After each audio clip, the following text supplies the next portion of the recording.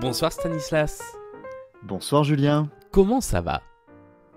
Eh ben ça va, coup-ci ça va. Ça va, en gros ça va, c'est le Ouais. week-end donc ça c'est cool. Mais bon, je pense que comme moi tu comprends qu'on est dans une période un peu particulière. Oui, bah où le week-end n'a pas la même valeur que d'habitude en fait. Voilà, c'est les jours où tu peux te dire ah je vais peut-être enfin pouvoir ranger mon appart. C'est Ou exactement peut-être ça. pas, en fait on n'est pas vraiment sûr. C'est ça qui est terrible. La première question que je pose à toutes les personnes qui viennent discuter dans ce petit podcast, c'est de savoir s'il y a un titre, un morceau que tu aimerais écouter le temps du début de cet entretien. Alors oui, parce que j'ai écouté quelques épisodes précédents, alors je me suis un peu trituré les méninges et j'en ai trouvé un et qui est assez important pour moi en plus, qui s'appelle donc ce titre c'est Make Your Own Kind of Music de Cass Elliot ou Mama Cass, elle s'appelle aussi. Que nous écoutons tout de Euh, suite en fond sonore. en fond.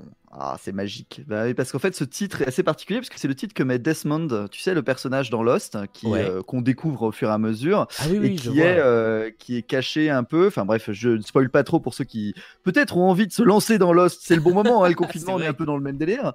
En fait, il met ça tous les matins. Tout c'est dans sa routine matinale. Il met ce titre-là. Et Ouais. on va dire qu'il y a un peu ce côté-là quand même dans le confinement. Et en plus, il y a la petite anecdote rigolote, c'est que j'ai un pote que je suis sur Twitter qui met chaque matin ah voici un nouveau titre super bien pour cette nouvelle journée. Et il met toujours celui-là en fait en lien. Donc ça me fait hurler de rire parce que ça n'a aucun sens et c'est assez rigolo. Donc oui, Make Your Own Kind of Music qu'on écoute, ouais, effectivement, c'est trop chouette. Alors justement, toi, c'est quoi ta routine du matin en cette période de confinement? À quoi ressemblent tes journées, tes débuts de journée?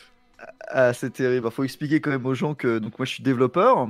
Je Ouais. fais partie de ces gens qui ont la chance de voir, enfin ça dépend de là où on bosse, mais en tout cas pour, je pense, pas mal de développeurs, dont la routine n'a pas forcément tant changé que ça en termes de boulot. C'est-à-dire que moi j'ai toujours pu travailler en télétravail quand je voulais dans mon équipe, Mhm. ce qui est une chance, hein, on va pas se mentir. Et du coup là on nous a juste dit bon en fait ce que vous faisiez de temps en temps quand vous vouliez, il faudrait le faire tout le temps.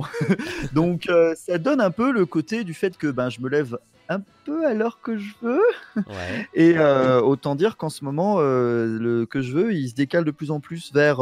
Habituellement, je me lève vers 8h, 8h30, parce que j'essaie d'être quelqu'un de raisonnable, pour arriver au boulot vers 9h30 et c'est pas un souci. Là, ça se décale un peu de manière scandaleuse vers 10h, 10h30. C'est l'horreur, c'est terrible. Ça va. Je mange Je vers. pensais que t'allais m'annoncer que tu te levais Ah, à 15h. non, mais il faut que je mérite quand même le salaire que je vais gagner à la fin du mois quand même. Donc, Oui. donc j'essaie quand même de. Voilà. Et puis surtout, je bosse avec une équipe. Donc il faut que ce soit à peu près correct avec eux. Mais oui, ça devient des horaires absolument débiles. Ça me rappelle de l'époque, bon, toi tu connais un peu, mais peut-être pas nos auditeurs, où je travaillais dans un petit projet qui s'appelait Les Croissants, où je devais Ouais. faire une finale, mais on enregistrait le soir. Je vous passe les détails, c'était le bordel. Mais du coup, où je devais enregistrer l'après-midi. Donc en fait, j'étais tout décalé, etc. Et je ressens un peu ces moments-là. C'est très bizarre. Je sais pas trop quel moment on est dans la journée. Je suis crevé à 16h, je comprends rien. Ça n'a aucun sens. Ça n'a aucun sens. Et ça, c'est caractéristique justement de la période en ce moment où t'as l'impression de te décaler de plus en plus, de perdre la notion du temps? Ouais, c'est vraiment lié à ce phénomène-là, parce que c'est quelque chose que j'ai toujours essayé d'éviter. Normalement, c'est en vacances, quand je suis en vacances chez moi. Ça m'arrive dans l'année de prendre à peu près une semaine de vacances où je ne fais volontairement rien. Mhm. C'est un peu ma semaine off ou de jachère, si j'ose dire, où ça me permet de ranger un peu chez moi, etc. Et souvent, je me décale et je me recale juste avant de reprendre le boulot. Mais du coup, c'est associé à des périodes où je ne fais officiellement rien. Enfin, si je ne range pas mon appart, c'est pas grave, quoi. Il y a personne qui va Ouais. se dire ah là là, on a besoin de toi. Là, le problème, c'est que je suis dans ce double effet un peu qui se coule nul, où il faut à la fois il n'y a pas de problème en termes d'horaire parce que j'ai la chance d'être dans un job où il n'y a pas de souci, quoi. Et je suis tellement entre guillemets privilégié de ne pas devoir sortir pour aller je sais pas, soigner des gens ou devoir ranger des rayons. Enfin voilà, j'ai cette chance-là, hein, c'est sûr, et je le prends bien en compte. Mais en même temps, il y a ce côté un peu nul où il faut quand même que je bosse, quoi. Et c'est normal et c'est important. Et du coup, ça donne ce double effet très très bizarre où je suis à la fois très libre des moments et de l'heure à laquelle je suis. C'est très très perturbant. Et on va dire que voilà, je suis célibataire chez moi. Donc, y a pas, j'ai pas d'animal de compagnie. En plus, donc vraiment, je suis tout seul, hein, le tout Ouais. seul, full tout seul. Donc, ouais, il y a un petit côté hors du temps qui me fait justement penser à Lost. Et voilà, c'est pour ça que ça boucle un peu, tu vois, dans ma réflexion. Et alors du coup, on parlait de tes débuts de journée, mais alors tes fins de journée complètement décalées, ça ressemble à quoi? C'est à quelle heure? À quel moment tu te rends compte qu'il faut aller se coucher, par exemple? Ça n'a aucun sens, mec. Genre vers 2 h du matin, 2 h 30, je me dis, bah, peut-être quand même, va falloir que je me couche. Ouais. Donc, en fait, en fait, je regarde fixement l'écran en espérant avancer jusqu'à 2 h du matin, en espérant avancer dans mes projets perso. Je n'y arrive pas. Ou d'essayer, voilà, d'avancer sur Internet ou de faire quelque chose, quoi. Et au bout d'un moment, je me dis, bon, il faut quand même que je décroche. Et dans ce cas, je me mets dans mon lit, je me pose tranquillement avec mon téléphone et je regarde des vidéos de manière débile jusqu'à peu près 3 h 30 où je m'endors. Souvent, je m'endors quand même avec un podcast ou quelque chose pour essayer de me forcer à enlever mes yeux d'un écran pour essayer de me Ouais. coucher. Mais vraiment, c'est compliqué, hein. Tous mes repères sont un peu perdus. Ce qui est fou, parce que comme je te dis, historiquement, ça m'arrivait dans des vacances de me décaler. Mais là, ce mélange travail chez soi, ça me perd complètement. C'est assez compliqué. Et le retour à la normale, alors qui pour l'instant est prévu dans 15 jours, peut-être plus, tu l'anticipes comment? Tu te dis que ça va déjà être problématique de se recaler sur un rythme Alors, normal? non, puisque j'ai eu cette chance, comme je t'ai dit, je bossais dans un boulot avant où j'étais décalé. J'avais dû Ouais. faire une transition assez abrupte à un moment où je me dis, allez, Stan, là, on va essayer de se recaler. Et en fait, je sais que je vais faire un truc qui est pas du tout healthy. Ne faites pas ça chez vous. Mais en fait, je fais une nuit blanche, une vraie nuit blanche. Tu sais, les nuits où à Ou 7 h tu du dors pas matin, du tu tout, dis, ouais. non, il faut que je ne couche pas. Faut pas que je m'endorme. Faut pas que je m'endorme. Et en fait, ça marche à peu près. J'avais réussi à me recaler comme ça en 3 jours à l'époque. Et donc là, je sais que s'il y a besoin, je vais pouvoir le refaire. C'est presque Surtout que je du me suis jet pas lag en tant fait. décalé, quoi. Bah, oui, voilà, c'est une sorte de violent jet lag. Ouais, non, c'est peut-être un peu exagéré, mais ouais, il y a un peu de ça quand même. Et c'est assez compliqué de se remettre dans le bain et surtout d'avoir l'air opérationnel pour les gens autour de toi, parce que là encore, j'ai la chance d'avoir une équipe et des gens autour de moi qui comprennent ça, mais t'as pas envie d'être un poids auprès de tes collègues ou des gens que tu croises ou quand tu vas en soirée après pour boire des coups avec des potes.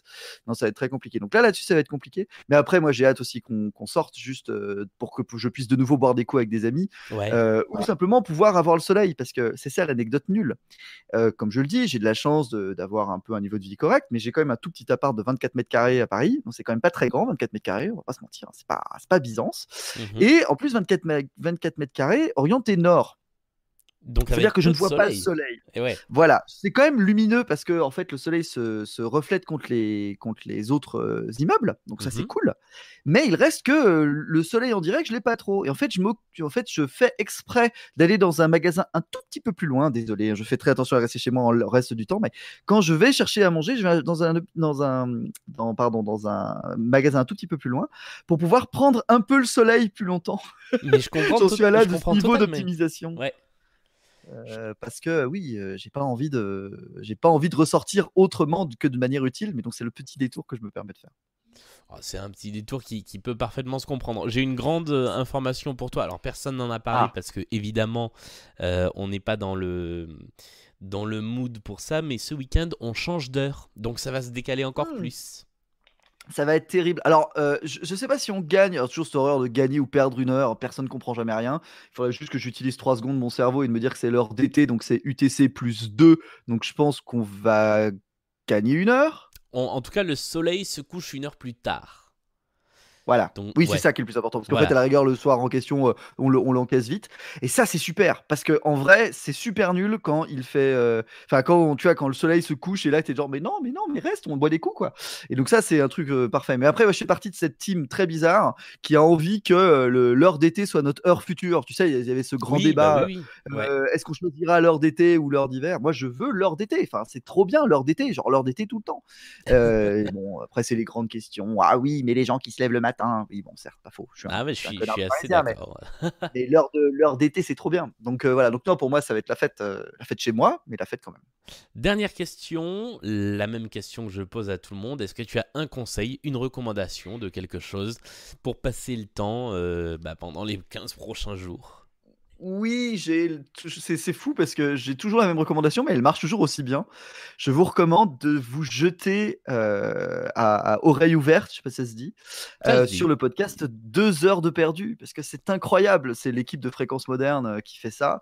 C'est une bande de joyeux de riz qui passent leur temps à regarder des films et à les traiter avec la plus grande mauvaise foi du monde. Ça n'a aucun sens tellement ils sont fous, quoi. C'est une émission de divertissement, hein. Vous attendez pas à une grande analyse de cinéma, eux-mêmes se disent volontairement pas du tout fans pas aussi experts que ça de cinéma, mais ils sont capables de me faire rire. Moi, je les écoute en jouant à Tetris 99 sur ma Switch, qui est une drogue pour moi, mais je pleure de rire tellement c'est complètement fou. Là, le dernier épisode qui est sorti, c'était sur Eragon, qui est une sorte de sous-Seigneur des Anneaux, mais ça me fait hurler de rire. Ils font des vannes débiles sur les prénoms des personnages qui n'ont aucun sens.